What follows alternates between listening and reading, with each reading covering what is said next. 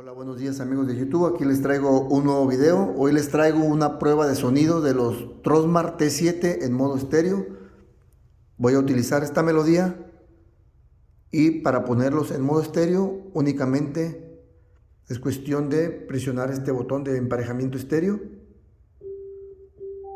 Ahí, como acaban de escuchar, ya se puso en modo estéreo. Vamos a hacer la prueba.